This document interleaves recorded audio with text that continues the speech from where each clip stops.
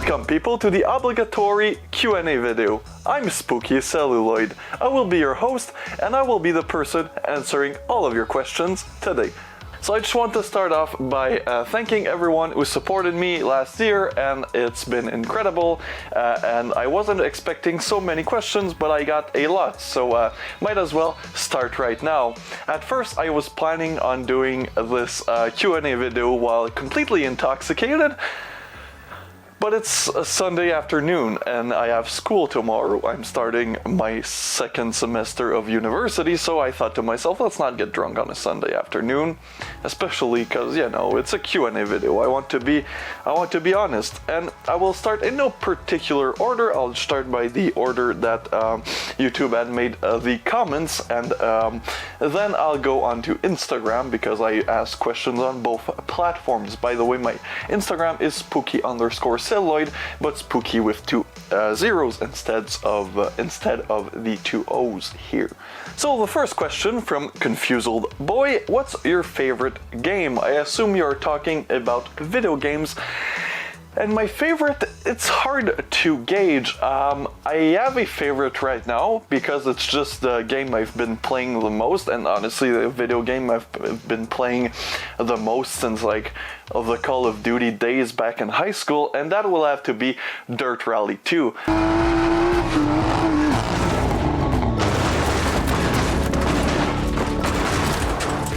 Now it's kind of a boring answer because Dirt Rally 2 is a sports game. It's a car rally. I don't follow any rally driver, or I don't really follow the WRC that much. I just really like the video game. I like the steering wheel, I like shifting with my shifter, and I like the cars in that game. I like the environment. What I like about rally racing, it's racing but on multiple, you know, different kinds of tarmac. You have tarmac, you have dirt, you have rocks, so it's really fun that way. But that's not the answer probably most of you will want to hear, because it's, at the end of the day, it's a sports game. So I would have to say my favorite horror game will probably have to be Alan Wake, which I will be planning on streaming more. If you missed my first stream of it, it's on my channel, so go check that one out. The second question from Pepper Crab: what films would you refuse to watch? And I'll match that with Grindhouse Funhouse, which is another YouTuber and a good friend of mine. Go check him out. And he asked me, what film genre do you feel hatred towards? Now, I don't really feel hatred toward any genre, but I will match that with Pepper Crab's questions of what film I refuse to watch, and those are mixtapes, which I don't really even classify as films. And by the mixtapes I mean gore mixtapes, not the fun mixtapes like Retardotron or Marcus Cook's MK Ultra. I mean the Fubar, the MD Pope, the How to Clear a Room in 90 Minutes. Those types of films I refuse to watch, and I honestly kind of feel hatred too. I like film as a medium. I like that film isn't real. I like film as an escape mechanism. So watching real people die, not my type of entertainment, especially because most of these mixtapes have horrible fucking soundtracks, which I know a lot of people in the community like the type of music in those mixtapes. I just personally don't really like noise or industrial music, and a lot of the mixtapes have. So not only am I being attacked visually, I'm also being attacked auditively, with audio, with music that I don't like at all. And it's always edgy fucking mixtapes, and it's always, well, a lot of the times it's the same clips, and how many times do you have to watch One Lunatic, One Ice Pick? I mean, it gets kind of boring. They don't really have any artistic merit because they just, the guys or girls behind the films just, you know, download clips from the internet and just shove them and add a soundtrack. It's kind of boring, it's kind of repetitive. And anything that's like real death, I refuse to watch. Real, like, human death. Even some shockumentaries, which shockumentaries are less of a problem for me than mixtapes, but like traces of death and any documentary that has a real death in it, I'm not interested in watching. If you are expecting mixtapes or traces of death reviews, no, I'll stick to fucked up porn before I do any of those. And I'm sorry for the pronunciation of the names, but the next questions is from a loyal viewer of mine and I guess we kind of became Instagram friends. Vagalis Fear. Vagalis. What is your favorite 80s gory movie? I'll have to split that question into a lot of parts. I'll start off with my favorite mainstream gory movies from the 80s, and that will have to be The Thing, Evil Dead 2, and Reanimator. Yeah, because I have my 80s film. The Blob, Evil Dead 2, The Thing, and Reanimator. Because I really liked 80s gore films, that's when, special effects were at their highest and just looking great, and you had Hollywood pushing good special effects, not CGI, so I really enjoyed those films. So for mainstream 80s gore, that's my type. Those are my favorite movies. And for the lesser known things, well, not lesser known, but like not Hollywood, not American gory films, I have to give a shout out to Lucio Fulci, which I love all his films, but my favorite of his goriest films will have to be New York Ripper. And from Spain, we have, of course, Pieces by Juan Piquer Simon. So those will have to be my favorite 80s gore films from, lesser known. Of course, the Japanese did a lot of great things in the 80s, especially with gore. I can't really see anything that's on top of my head, but Shogun Assassin, which is just, the lone wolf and the cub, but put together. So a lot of great stuff from Japan, a lot of great stuff from Italy, and Slugs. Yeah, Slugs is awesome. So yeah, a lot of great stuff in the 80s for gore, so that will have to be my answer. I don't really have any specific, because all of these questions about favorites it's a moment, it's a moment question, what I feel right now, and what I feel right now is I have to give a shout out to the Italians for their 80s madness and great, like Demons, like I said, Fulci stuff. Demons, even Dario Argento, I'm just looking at everything right now, it's just so, there's so much. Cannibal Holocaust, Cannibal Ferox, there was all the Italian cannibals from the 80s, there was just an explosion of gory fucking movies in the 80s, and I love a lot of them, let's just say that. Going back to Grindhouse Funhouse, because he asked another question, I said this could be about anything, and he asked me, butter or I can't believe it's not butter. Now, I know I have a big American audience, but fuck real butter. Real butter fucking sucks, okay? I'm a margarine type of guy, okay? I'm a Becel. I'm a margarine. I fucking hate real butter. It's way too fucking fat. You can't spread it, and I know what you're gonna say. You're gonna type, but there's spreadable butter. By creating spreadable butter, you just admitted that your product fucking sucks. So no, fuck your spreadable butter, just fuck butter. Like, butter is only good for cooking with. The other thing, it's margarine. Like, sorry butter fans, but butter fucking sucks. Don't come at me with, but real butter is great. Anything you have to like create like unsalted, spreadable, margarine is just a better product. I don't know, I can't believe it's not butter. I never had that type of margarine, but I'm pretty sure it's way better than any fucking real butter. Give us Matthias Diaz. Give us your top 5 most disturbing films.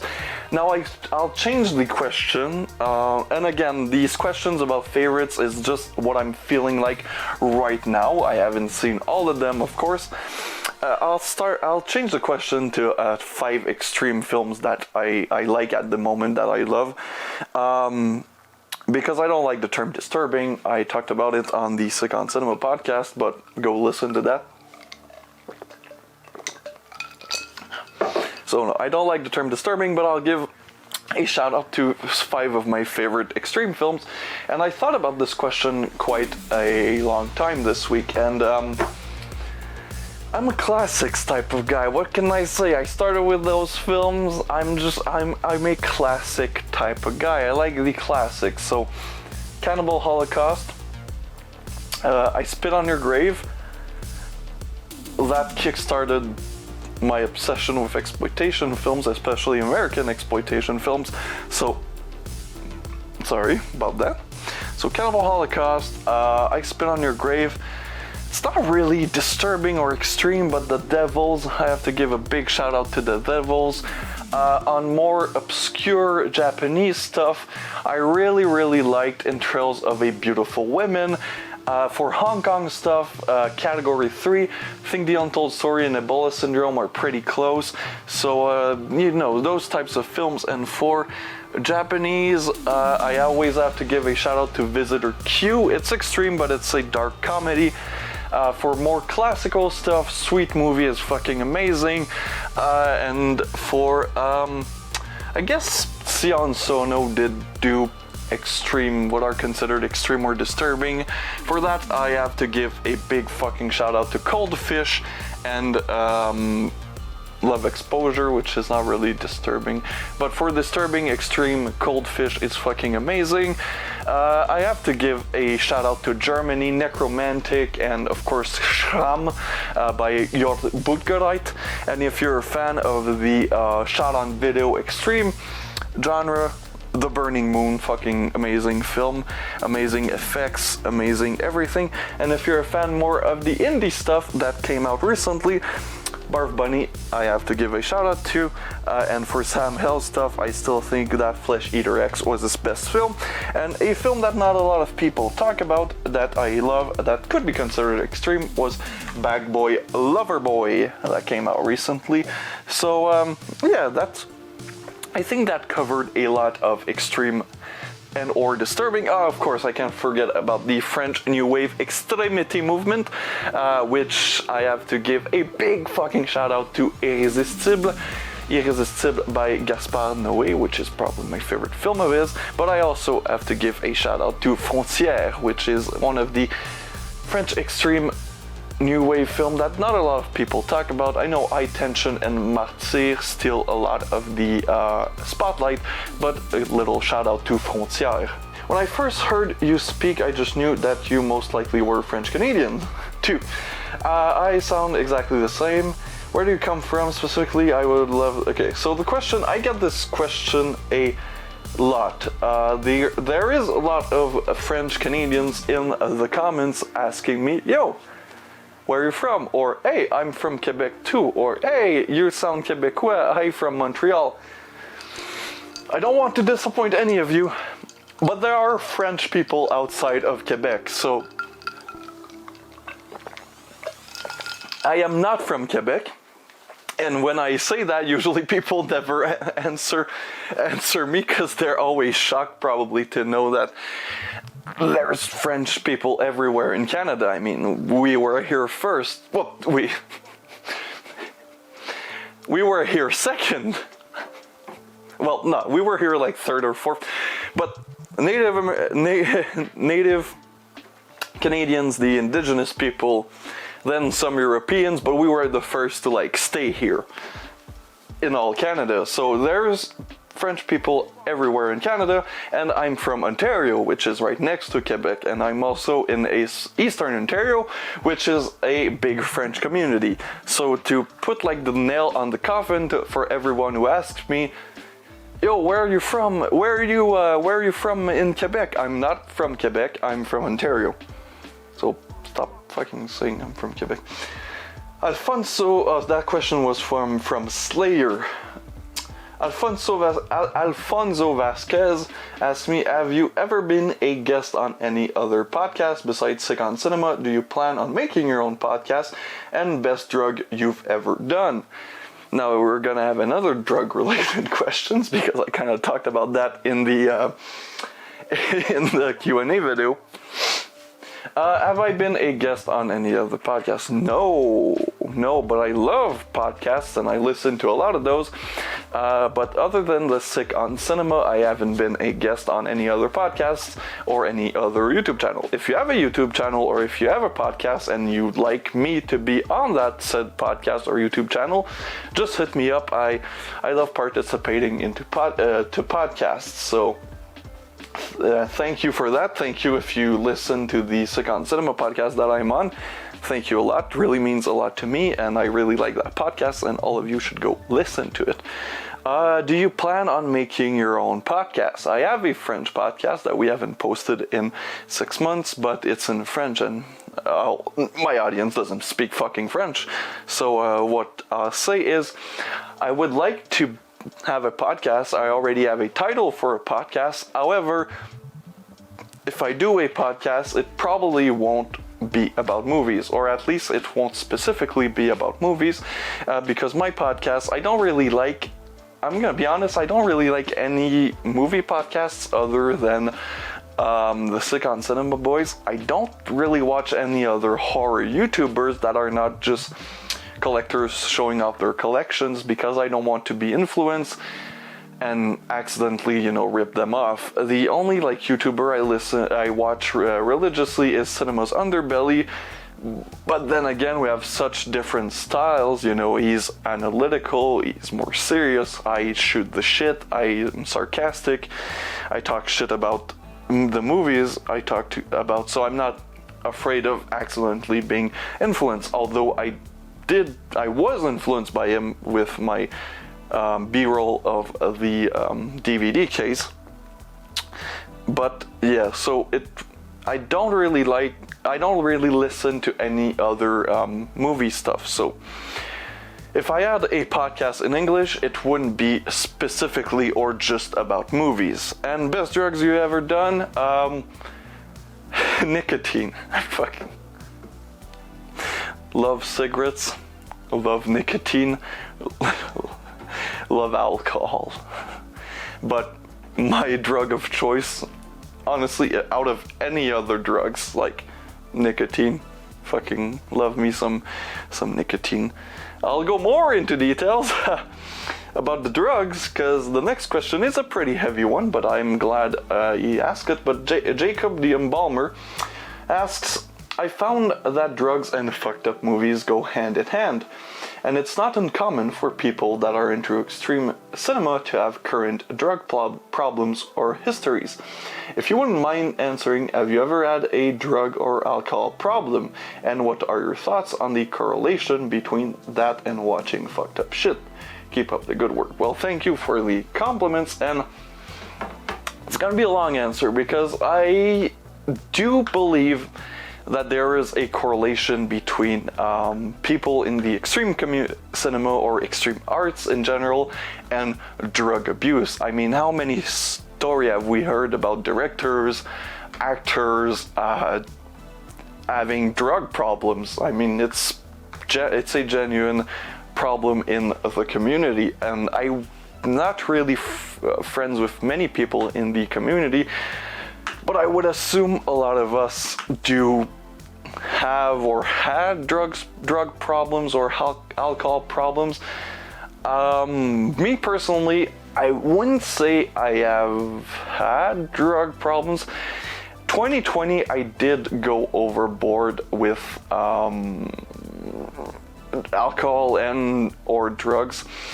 First, I'll have to establish that I do believe you can be addicted to weed.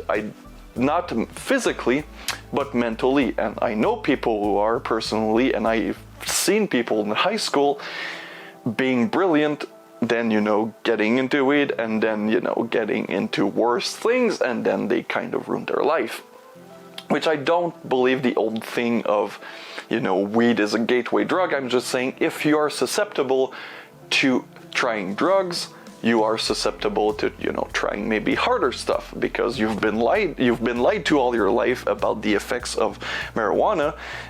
People tell you it's a horrible drug and whatever, so when you smoke it and you realize there's nothing there, And you're thinking maybe like, what else have they lied to me about? And maybe then you're more prone to trying other stuff.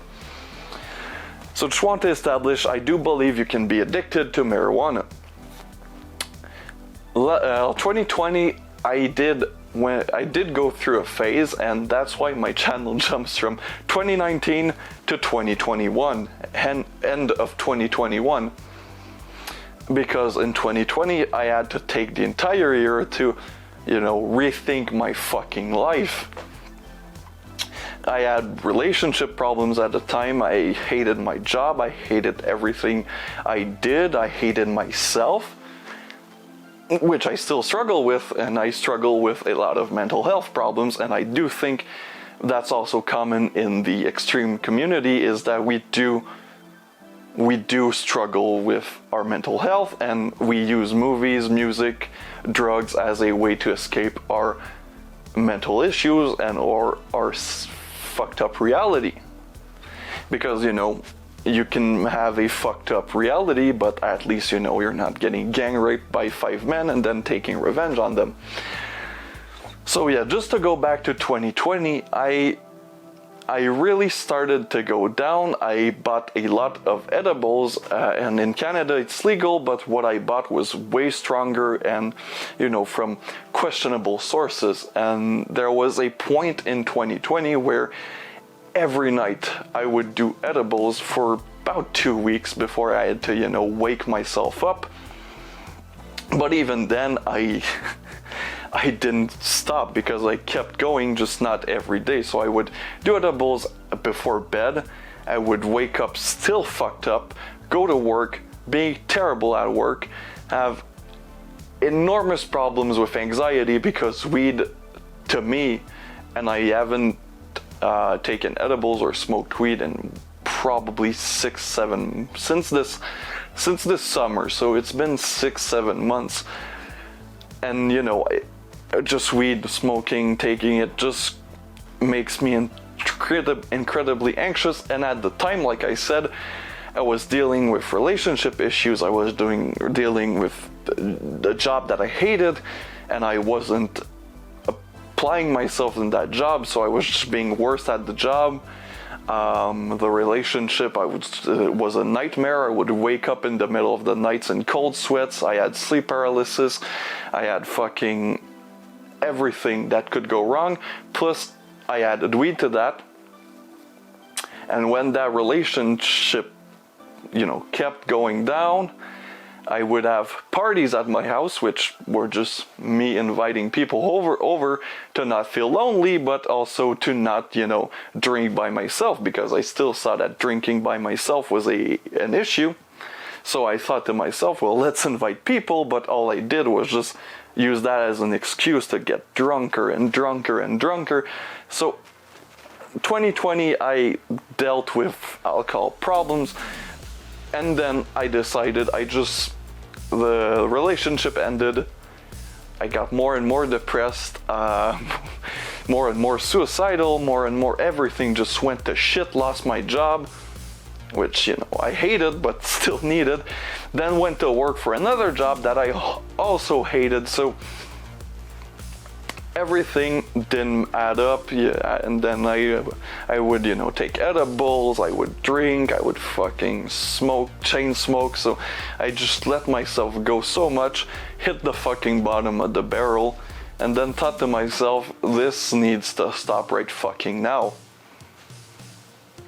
So what I did is, like any, I recommend that to a lot of people, is I went to therapy, and I did that for 15 times, 15 weeks, 15 weeks. Got better, slowly got better. I don't drink as much now.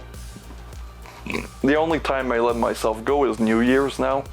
So New Year's I get really fucked up. Then the rest of the year, I still drink because I drink, but it's a social thing, and I don't struggle now with just, going out for one drink. And if I don't have the option of someone driving, I just don't drink, because I like sleeping in my bed. So I did struggle 2020 with alcohol, but I think what helped me is that in my family there is a history of abuse with alcohol and drugs. So I saw what, drugs did to people around me, so I kind of stopped. I stopped myself from becoming what I saw around me. So great question, and yes, I do think there is a correlation.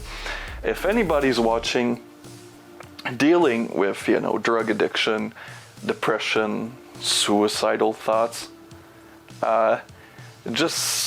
you're not alone. Don't worry. We're all fucked up here. You're not alone. And get help. Get help. If getting help is getting therapy, good. If you don't have money for therapy and getting help is calling your friend while you're fucking down crying, just do them. Your friends will rather talk to you at 3 a.m. while you're crying than fucking talk to your corpse at a funeral. So that was the mental health segment of this Q&A. Now let's get to some fun questions on Instagram. Alright, Instagram, which that's some less depressing questions, but every question is appreciated. And the first question is of course from the boys at the Sick on Cinema podcast. How far is too far, or is there a line when it comes to extreme cinema? Also, do they eat the poo-poo based? Well, first things first. Eating the poo-poo is based as fuck. That's the most fucking red-pilled, black-pilled, or whatever thing you can do, is eat the poo-poo. So eat the poo-poo. And second thing, how far is too far? Well, boys, from the Sick on Cinema podcast, although I did say that for me, real death, mixtapes and shit, not for me. I don't think there should be a limit. There is no limit in art, and when you install limits, you block creativity. There was a case in Canada of a comedian getting sued for a joke he made about, well, not about an handicapped kid. The joke was way more about, celebrity culture than the handicapped kid, and he went to Supreme Court to defend comedy. And I feel the same way about any form of art. There is no too far, and when you start to put limits, or you start censoring, or you start suing people, that's a slippery slope slippery slopes never end well. So no, I do not think there is a limit in art, and especially not cinema or any other form of art. But thank you for the question, Sick on Cinema podcast. Let's go listen to them. Second question from Matthew Dowd TV. Matthew Dowd, the co-host of the Wannabe podcast. What was your first horror film that made you question your life? When did you buy your first independent film? The first, I assume you're talking about a horror movie that made me say like, what the fuck am I doing? Or, whoa, that's pretty fucked, I need more of that.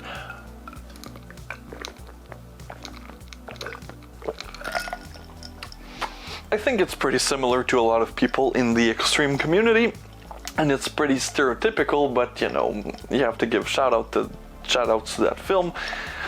That would have to be the Cannibal Holocaust. When I first discovered horror movies, I already discovered that I like more obscure, more violent stuff. I was watching a lot of YouTube, and of course I watched videos about, the Evil Dead, the Suspirias, the Thing, the Blob, and stuff from the 80s that is very well known. But then I discovered the Cinema Snob, and he talked about a lot of movies that looked fucking insane, and that's how it slowly trickled down. Then I got into Fulci, then I got into the more trashy side of Italian cinema, and of course when you go down the rabbit hole of Fulci and Italian cinema, you are bound to find The Cannibal Holocaust, and that's how I found it. I watched it and I thought to myself, this is fucking incredible. And then I watched a couple more extreme films, kind of snobbed them, and then returned to extreme cinema about last year. The first independent film. First true independent film that I bought was probably this Cinema Snob movie that I still own, just because I wanted to support, my favorite internet creator at the time, which he's not anymore. He's kind of a shitty person, which makes shitty videos. I don't really like the Cinema Snob. I still have the movie, but that was, from what I remember, the first time I bought a independent film, a film made for a very, very low budget by people that I knew were doing everything. Then the other question from Instagram, from Le Wannabe Podcast, which again is my podcast in French. Why the name Spooky Celluloid? Well, I wanted a name with spooky in the title because when prior to starting this channel, I had a French channel that I just used my gamer tag, I guess, my gamer name on video games, and it was Franker Tanker. Then it became 3 Spooky, reference to the meme 3 Spooky 5 Me. So I just really liked spooky in the title, but I couldn't call this 3 Spooky. It's not a name you really remember. Like, oh yeah, I'm a YouTuber, Spooky 3. So I wanted spooky in the title, in the name. But in the horror YouTube, you're competing with a lot of people with spooky in the name. Then I thought, spooky films, that's too generic. Spooky movies, that just sounds like a fucking shitty channel with top 5 videos, like top 5 most disturbing films. Number 1, The Green Inferno. Eli Roth's movie is fucked up.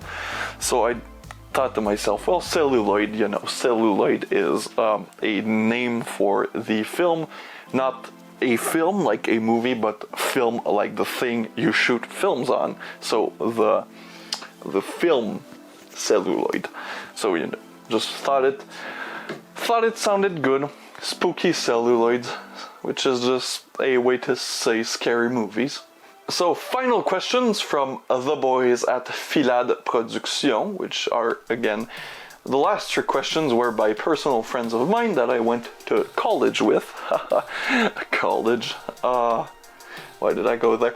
Anyways, Filade Productions. By the way, they also have a channel. It's in French, but they make some great stuff. They have shorts. Can we expect to see any short films from you in the short future? When did you start collecting movies?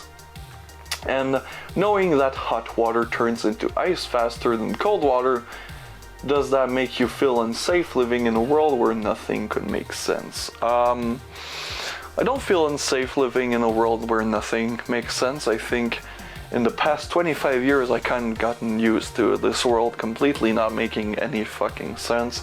So I still haven't killed myself yet, so that's a good thing.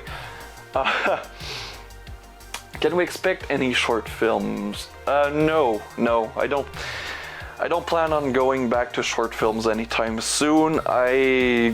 It's too much work, too much thought, too much preparation. You need to find actors, you need to find, time. All of my friends work in television or films, and so the weekend they don't want to film more stuff. Short films are not really in the near future. They might be in the long future, maybe like in 1 year or 2. I have a couple ideas for short films. I just need to, write them, which it's hard right now because with school all I do is read and write. So I don't really, when I'm done school, I don't really want to go back and type the same thing that, when I worked in video editing. That's another reason why my channel took a break. It's because, when I edit videos all day, I don't want to come home and edit more video. So right now, no short films in the planning. No. When did you start collecting? I started collecting movies after I started collecting, like my collecting addiction with video games, old school video games, because, you know, YouTube 2010, 2011, you know, angry video game nerds, happy console, so everyone on YouTube did video game content, and I really liked the old school games because I wasn't good at video games, and, you know, old school games are harder, but they're easier to understand, so I really like those. I really like the arcadey type.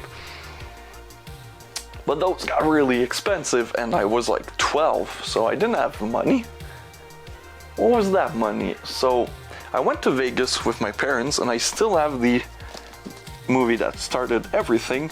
So I went to Vegas with my parents at like 12 or 13, which was weird. I mean, Vegas. And I also went to Universal.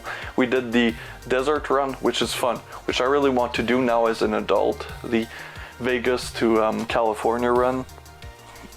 Desert, love that. But in Vegas there was a used movie store, used music movie store, and I got Evil Dead 2, Anchor Bay DVD, and that just kickstarted everything. And I keep Evil Dead 2 on DVD in my collection to remind me where this all started. So I got this on physical media, and streaming was already a thing, I think, back then.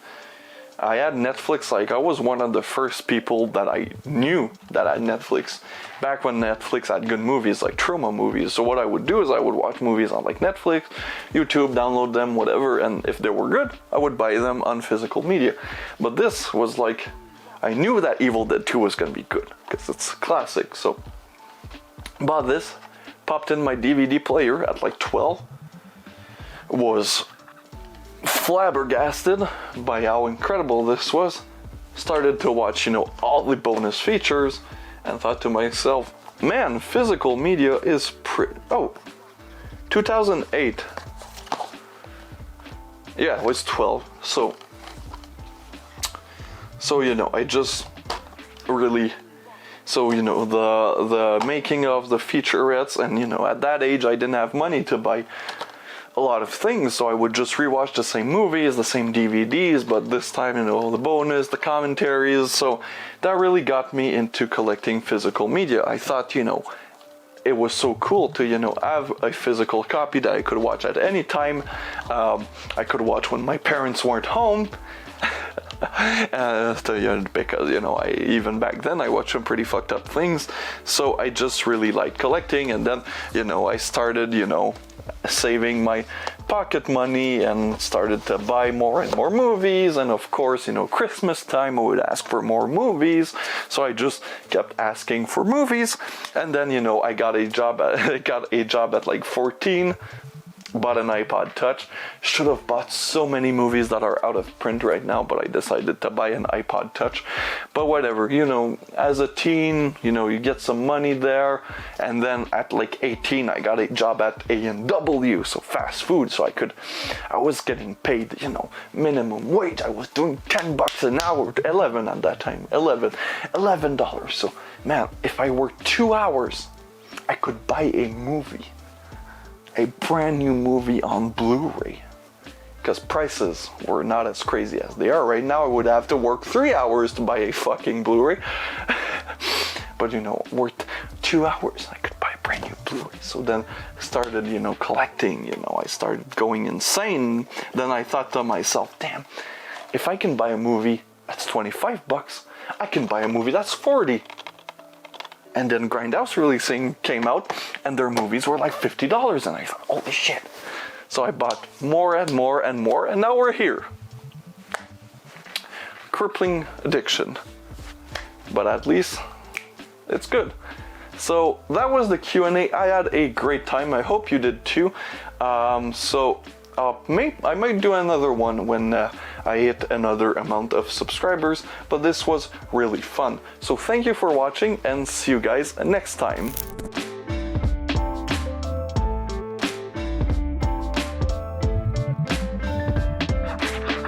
Fuck.